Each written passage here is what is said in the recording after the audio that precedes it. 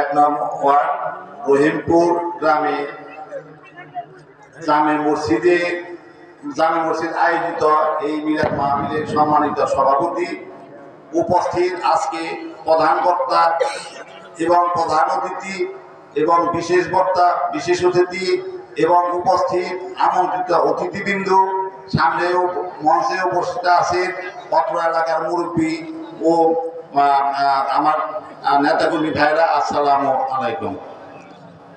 আজকে এইটা বাৎসরিক মিলাদ মাহফিল এই রহিমপুর এই মসজিদের জন্য প্রতি বছরই হয়ে থাকে।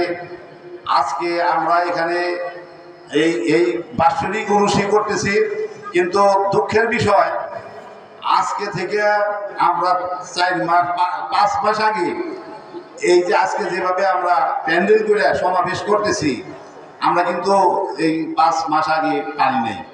আমাদের 15-16 বছর আমরা পুরো রাজনৈতিক প্রোগ্রাম, মিলাদ মাহফিল, অন্য কোনো ধর্মীয় অনুষ্ঠান পুরো কিছুই আমরা করতে পারি নাই। সব কিছু থেকে সারা বাংলাদেশে আমার বিচ্ছিন্ন ছিল। সেটার কারণ কি?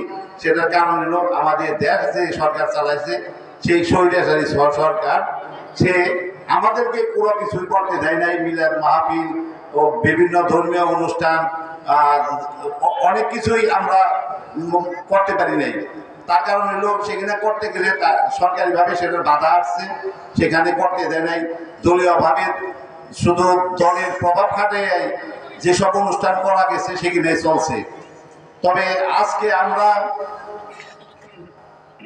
5ই আগস্টে এই বাংলাদেশকে পুনরায় আমরা স্বাধীন করতে দেখলাম। কারণ তার আগে আওয়ামী লীগ সরকার ছিল, সেই সরকারের প্রধান ছিল প্রধানমন্ত্রী শেখ হাসিনা। উনি দেশ চালাইছে, উনি মন্ত্রী পরিষদ তৈরি করেছে, এবং আমরা উনির কাছ থেকে আমরা মনে হয় সত্য কথা পাই নাই। উনি আমার মনে হয় 24 ঘন্টার 20 ঘন্টায় মিথ্যা কথা বলছে। মিথ্যা কথা